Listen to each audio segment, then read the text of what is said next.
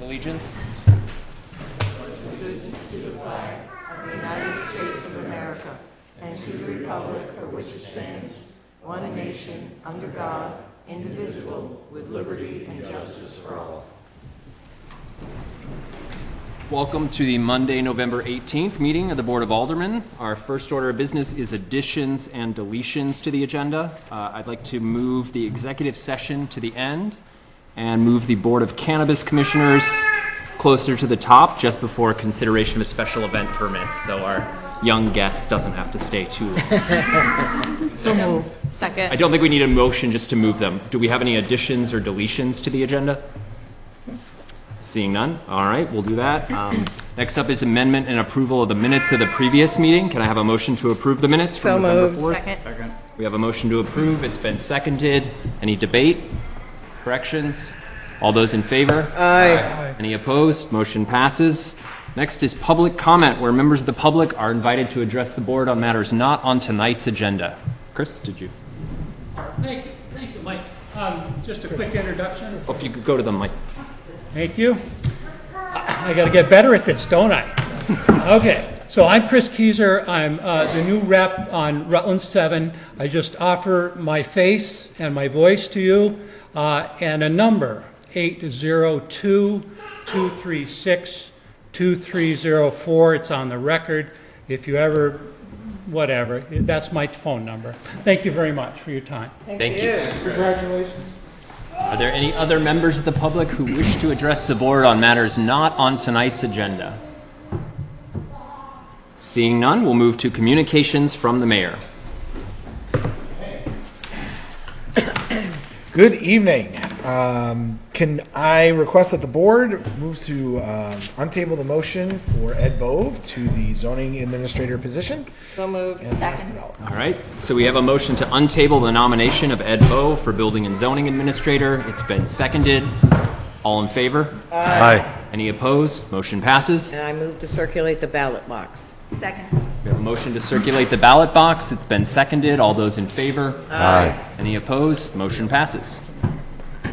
Great, thank you very much. Also placed on your desks, I have a nomination for Chris Loris as Town Service Officer. For those of you who know, Chris is focused on working on our homeless transition campus as well as our homeless interactions with the state. His position, along with Megan Novak's, are currently paid for by a state grant. This Town Service Officer position is something that the state has now placed a shall in their legislation that requires each municipality to have a Town Service Officer that is the direct connection between AHS and the municipality for this work. So as Chris is already doing that work, I'd like to nominate him, and if the board so chooses, could you please table that nomination? Move the table. Second. All right, so we have a motion to table the nomination of Christopher Loris, the Town Service Officer. It's been seconded. All those in favor? Aye. Any opposed? Motion passes. Fantastic.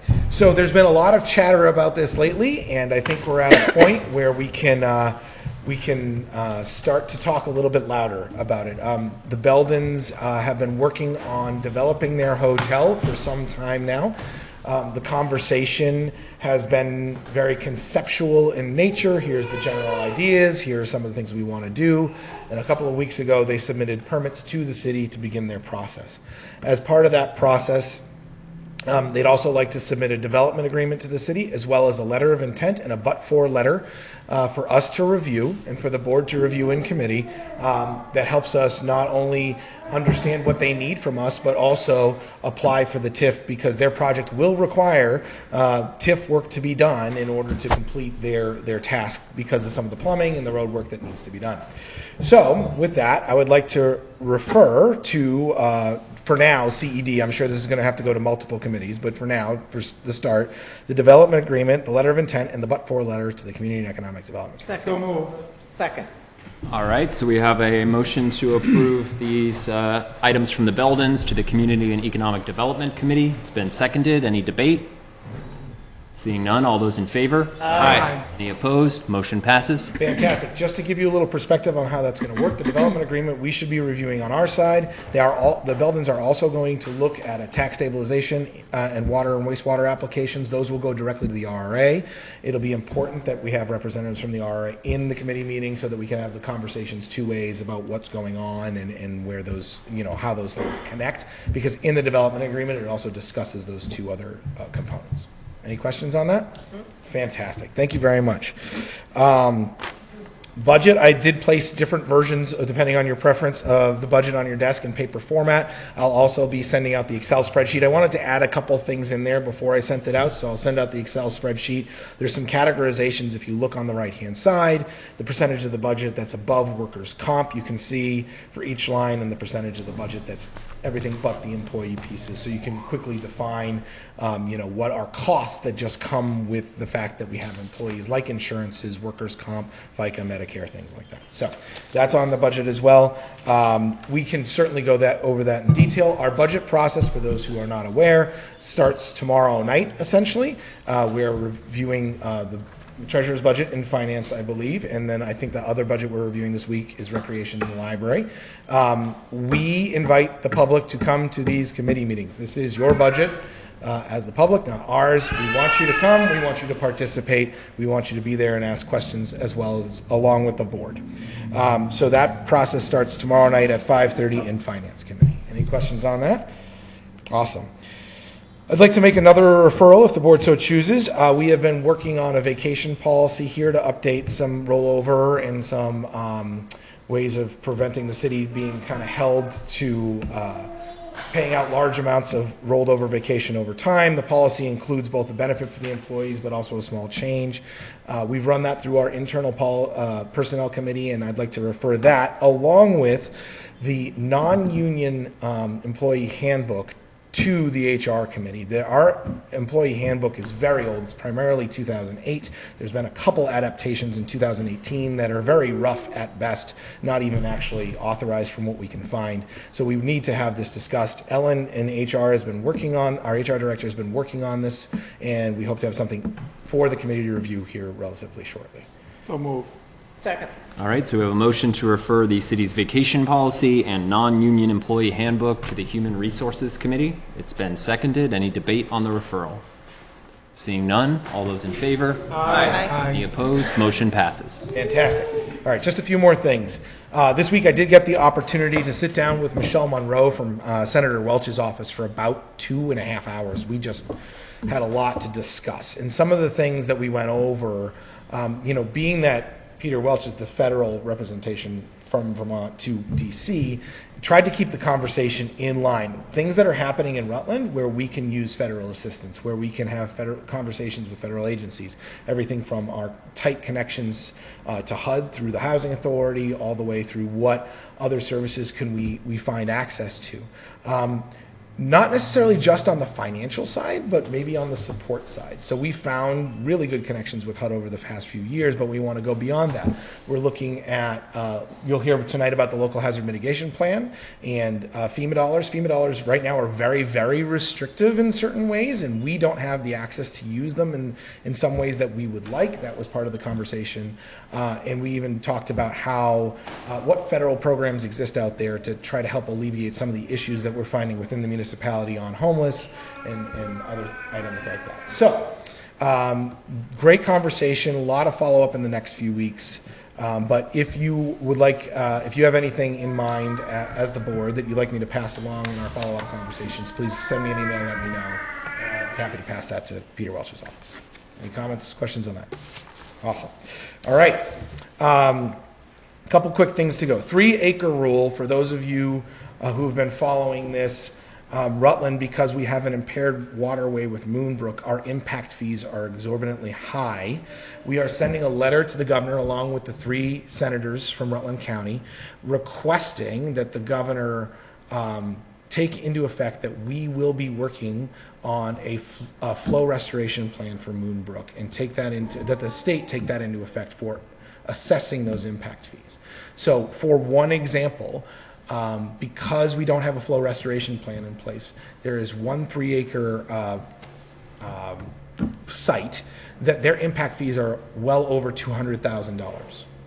If we put a flow restoration plan in place, or a better way to say that is, if we had a flow restoration plan in place, that impact fee would be $34,000. It is a drastic difference in what Rutland businesses or property owners have to pay because we don't have a flow restoration plan. Now, this is a long-term discussion. Some of you may remember Jeff Winberg talking about this when he was DPW commissioner.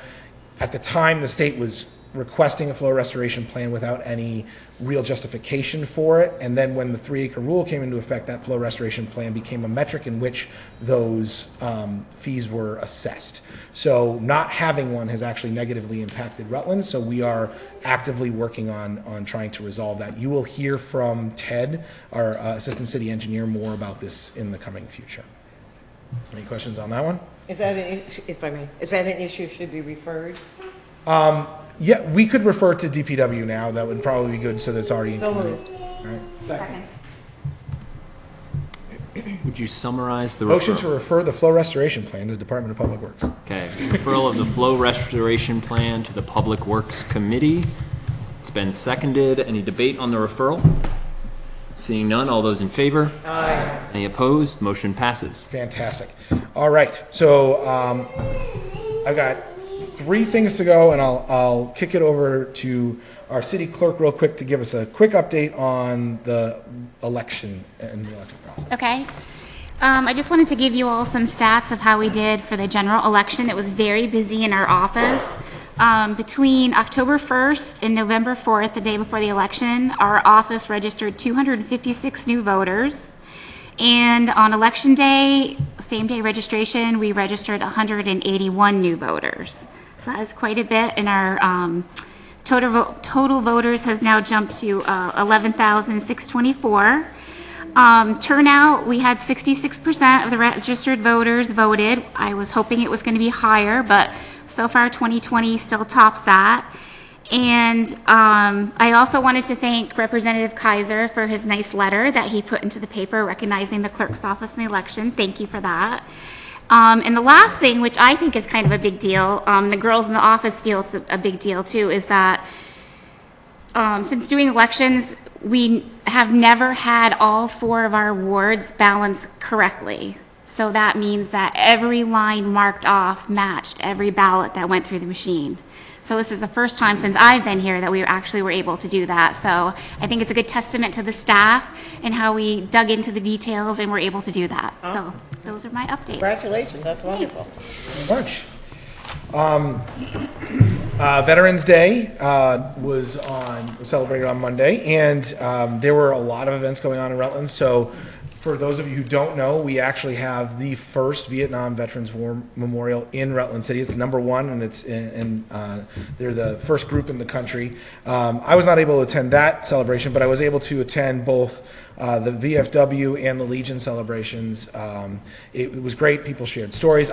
Sadly, I missed Senator Weeks's speech because they were both running at the same time at 11 o'clock on the 11th. But it was really good conversations, and one of the things I really appreciate about Rutland is how well we represent our veterans here. Everything from the Housing Authority making sure every veteran that they know of is housed in a place to live, to just supporting our veterans. We have the Disabled American Veterans here housed in Rutland that runs out of Rutland as well, and just great support systems in place. So I just want to thank everybody who put their efforts in for those celebrations. It was a good time, wonderful stories to hear, and thanks to all who participated. And thank you for all of those who serve. It is really a great thing. I never got the opportunity. I have a lot of family members that do, and it's a tough job, and we really appreciate it. One last thing.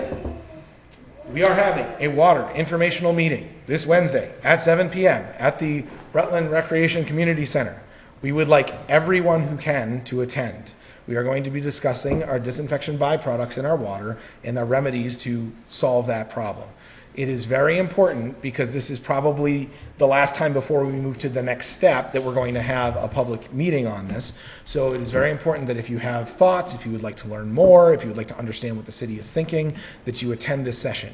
If for some reason you cannot attend this session, there is a recorded session with a lot of amazing information on PEG TV's website, or you can go to YouTube and search for PEG TV and look for it there. That is it for me. Alderwoman McClure. What's the location of the water informational meeting? It is at the Rutland Recreational Community Center at 7 p.m. on Wednesday. Thank you. You have results for? We do. Ed Bove is the new Planning and Zoning Administrator, 7 yes, 4 no. Okay, fantastic. Next, we'll move to Board of Cannabis Commissioners, where we have a retailer's application of licensure. Can I get a motion to go into the Board of Cannabis Commissioners? So moved. Second. All right, so we have a motion to go into the board. It's been seconded. All those in favor? Aye. Any opposed? Motion passes. And we have a licensure application for Little Amsterdam Alternatives that can be found on page 63 of your packet. And if you're here to speak to the application, if you wouldn't mind stepping up to the podium and just stating your name and city or town of residence for the minutes. Welcome. I'm Charisse. How are you? I live in the city of Rutland. Great. All right.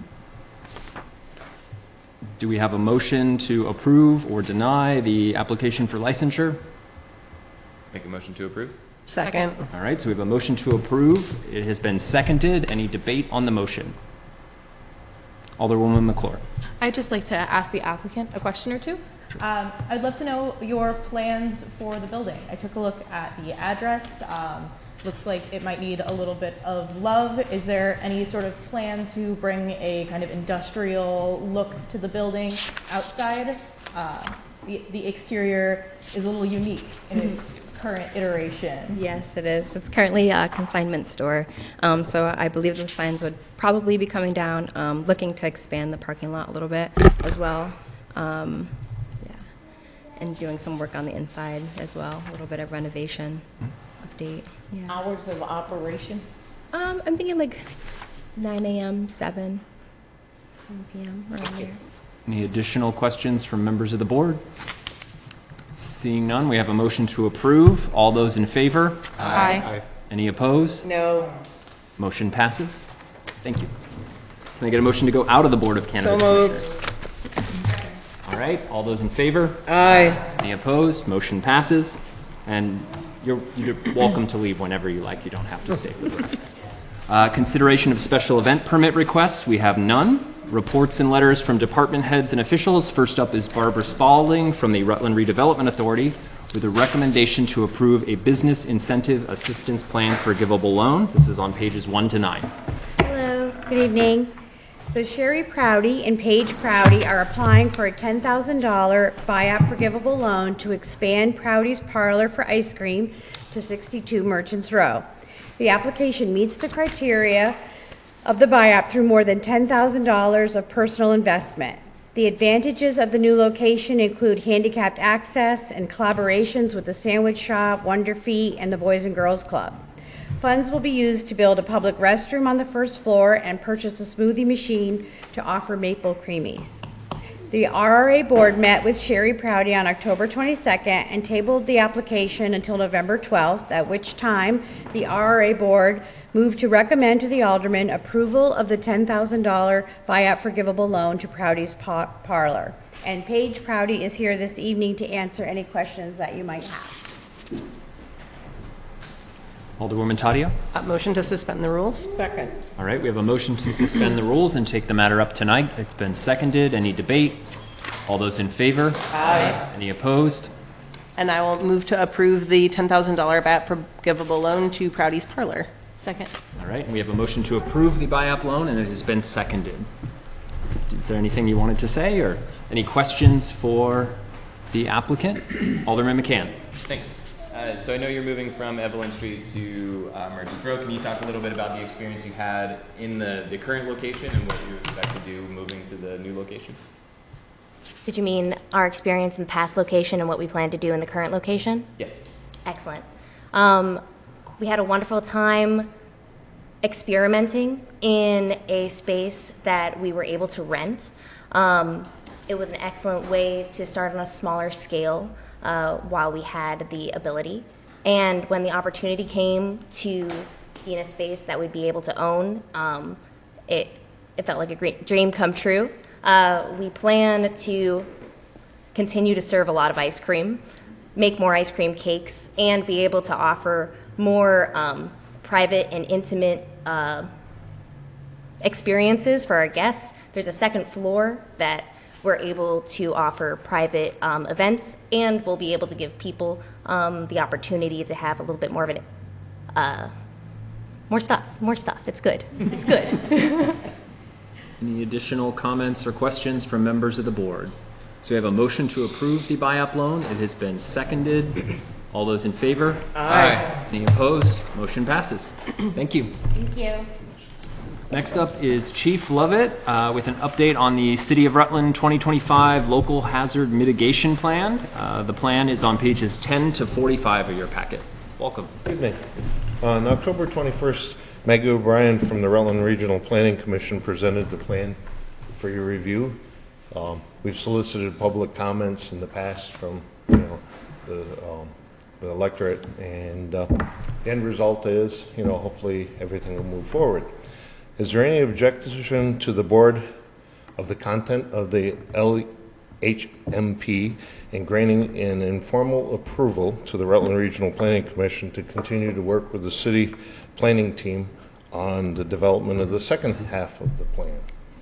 And that would be the mitigation strategy. Very good. Are there comments from members of the board on the plan? I see none, Chief. So I think that constitutes an informal approval to move to next steps. All right. Thank you very much. If anybody ever has any questions, we're certainly available if anybody approaches you or such. Alderwoman Davis. Just a question. So there's no need for us to adopt the plan. We just need to be in support of it. It's actually in the formation now, but this is kind of a benchmark to make sure everybody's on track with it. Okay. And you might have been approached by somebody with some concerns, but from my side, I haven't seen any concerns at all. It's a really good, well thought out plan. Absolutely. Thank you. Appreciate it. Thank you, Chief. Thank you. Next up is Treasurer Markowski with a request for the board to sign loan documents for the Meadow Street Drain Project. You'll find a memo and a copy of the loan agreement on pages 46 to 60. Hi, everyone. This loan document, believe it or not, is part of the $7.4 million borrowing that was approved by the voters in March of 2019. The Meadow Street project was part of that combined sewer overflow, the projects that were approved.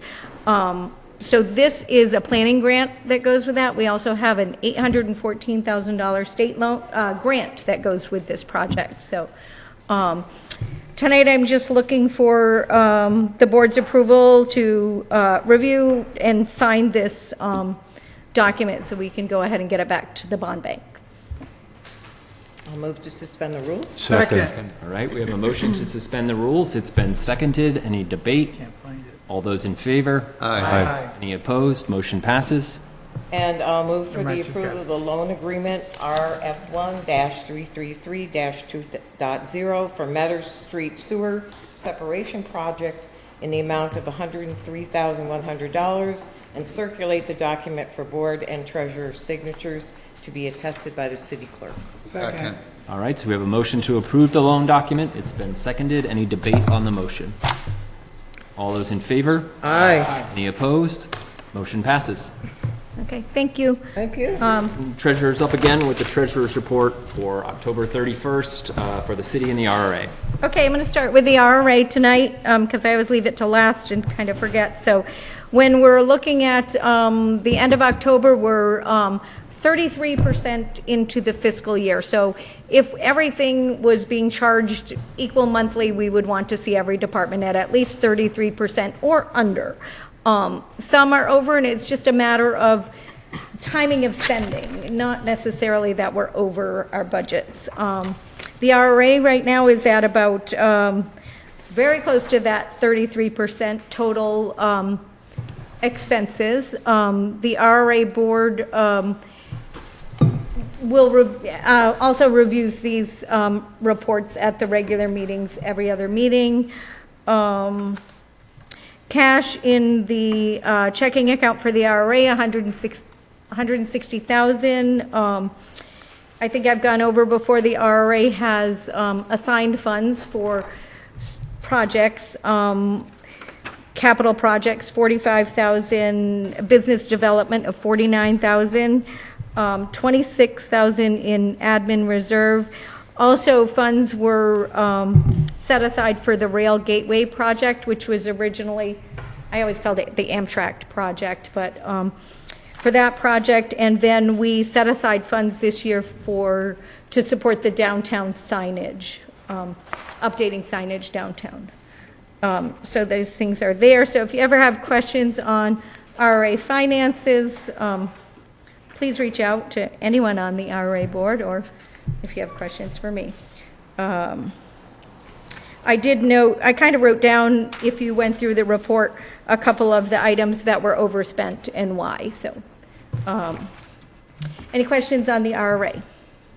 Okay, and I'm going to be brief with the city because I'll be honest, I have been working quite a bit just preparing and have the auditors in right now. So it was a stretch to get the report out, but I really wanted to get it out to you because of the budget and looking at which departments, what's going on. I just want to report out the tax sales. I reported that we had sent some tax sales and 2 of those have paid off, which is wonderful. We don't want your home, we want you to pay your taxes. So that was a good thing. In October, and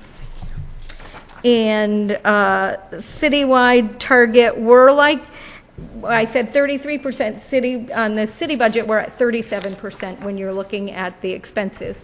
But it doesn't necessarily mean that we're going to be overspent at the end of the year. And that includes expenses and encumbered balances that we intend to spend. Water and sewer funds, revenue of 25% in the water fund, expenses at 44% for the water fund, sewer fund 27% of budget for revenue and 37% for expenses. Parking fund is going to be a little bit off. We're going to look at it as we probably at the year halfway mark. Let's look at that parking fund, how much. There was only $50,000 set aside for salary, so I haven't really looked at where we are right now on that. It's going to be a transfer between the general fund and the parking fund because we have budgeted that employee in the police department and also just a little bit different this year. So we'll look at it and look at where the revenues are and how we're doing there. Transit fund, I think we're going to meet with Laz to review. We haven't really updated a budget for the transit center, so need to do that.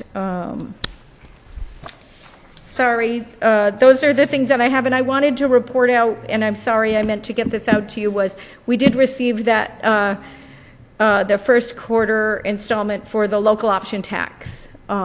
It was close to 400, I think 398,000 for the quarter.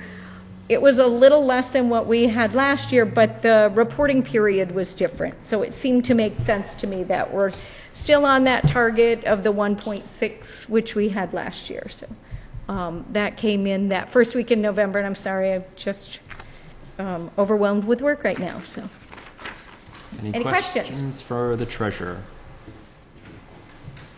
Alderwoman McClure.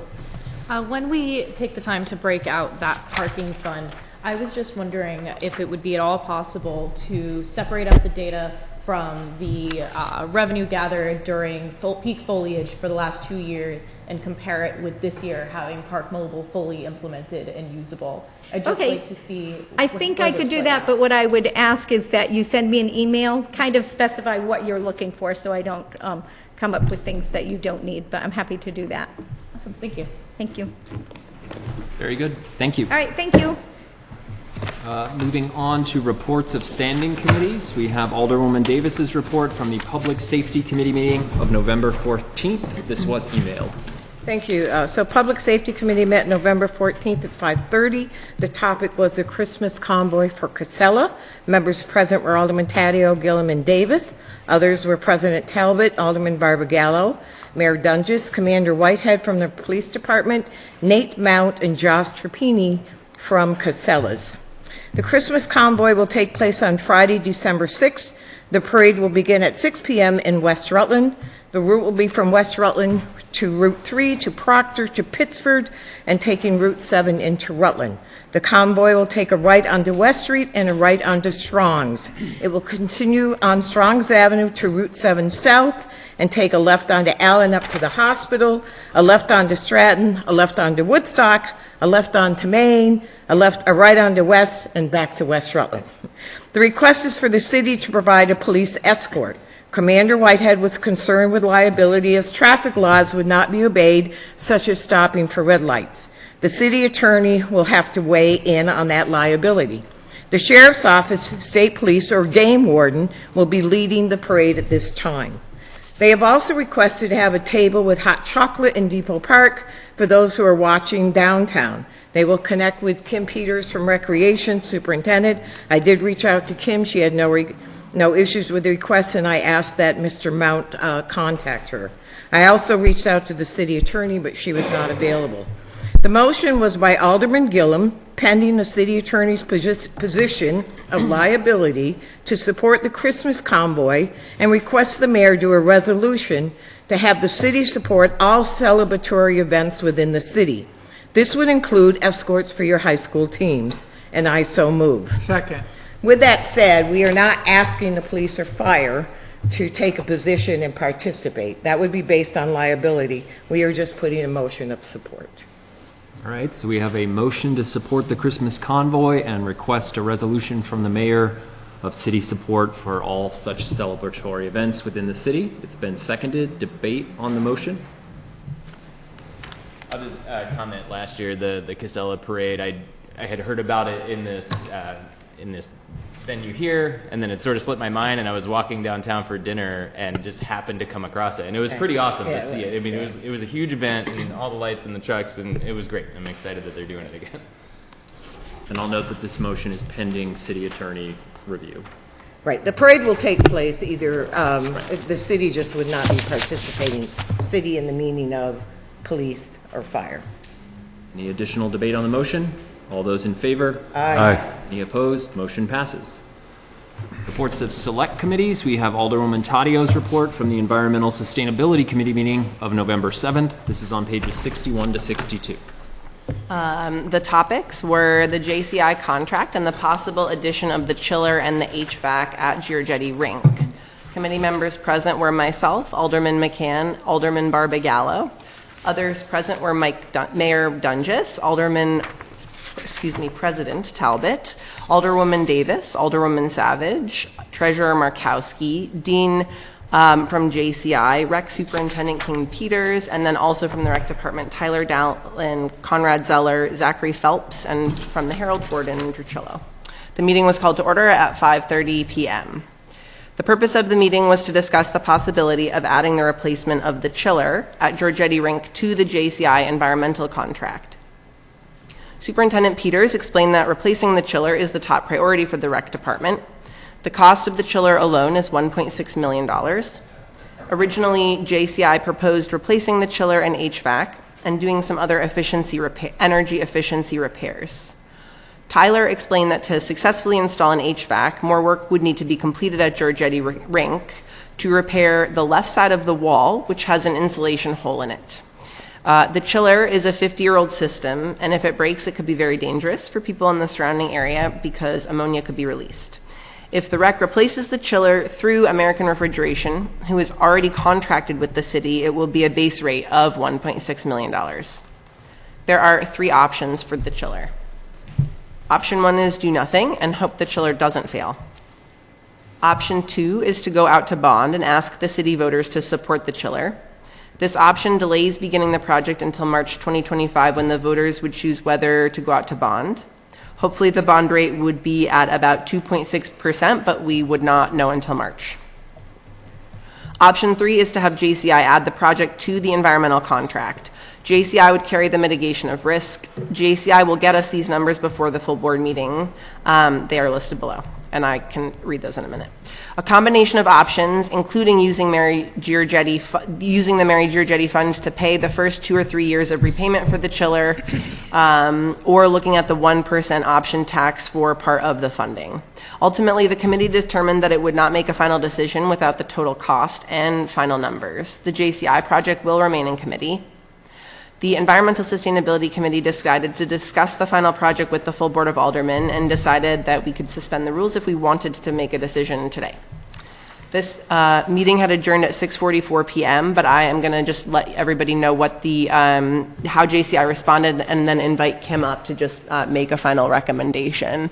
She and I had exchanged some correspondence, but I'll let her speak. But just so that everybody has the full picture, after the meeting, JCI did respond with the following numbers. They can provide turnkey installation of the base chiller for an additional, not to cost, which is not to exceed $500,000 was basically the final cost that it came down to. So this is in addition to the American Refrigeration Company quoted $1.6 million of the existing chiller and would include the following. Do you want me to read all of those? Should I? No, I don't think you need to. Okay, perfect. Superintendent Peters?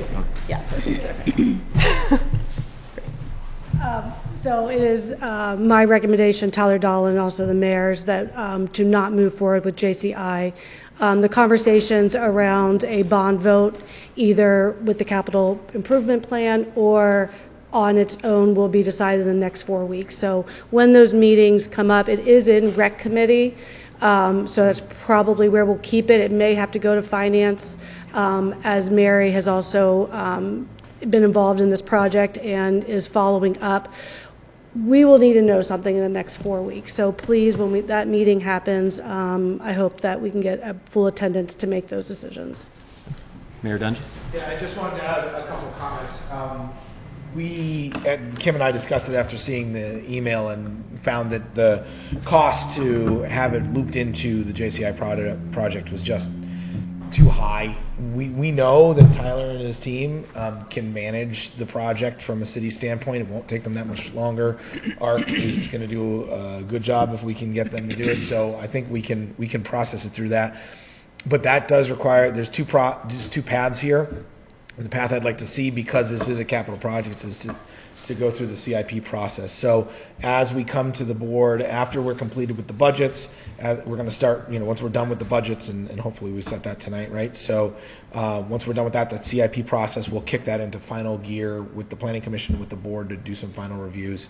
If you have any questions between now and then, please look at those CIP documents we sent out a couple weeks back and make sure you have those ready to go, because we want to move so that we can put, if we're going to move to CIP with bond and using the 1% option tax to pay that bond, we want to make sure that we're ready to do that when it has to go on the ballot. So it's a timing thing, but I want you as a board to have plenty of time to review that. You've had it, I think, almost 3 weeks now, so you get a little bit more time. So figure mid-December we'll start talking about the finalization of the CIP. Okay, great, thank you. All right. Your recommendation is take no action, so I don't believe we need to do anything further. All right. Reports of representatives, we have none. Petitions, letters, miscellaneous communications, I believe we have none. Board of Control Commissioners, nothing on the agenda. That brings us to unfinished business. Seeing none. Miscellaneous motions, resolutions, and new business. Seeing none, we have an executive session to discuss a draft collective bargaining agreement. And let me open up the language that the city attorney sent me to read to go into those executive sessions. So I would entertain a motion to find that premature general public knowledge regarding the negotiation of a labor relations agreement would clearly place the city at a substantial disadvantage because the discussion will divulge the board's position on the agreement provisions. So moved. Second. Any discussion or debate? All those in favor? Aye. Any opposed? Motion passes. And I'd entertain another motion to enter into executive session with the inclusion of the mayor, treasurer, and clerk to discuss the labor relations agreement as allowed under Title I, Section 313A1B. So moved. Second. Any discussion or debate? And include the legal assistant as well. And did we want to include Ellen from HR? So can we amend that motion to also include the legal assistant and Ellen from HR? Does the seconder agree? Second. Okay. All those in favor? Aye. Any opposed? Motion passes.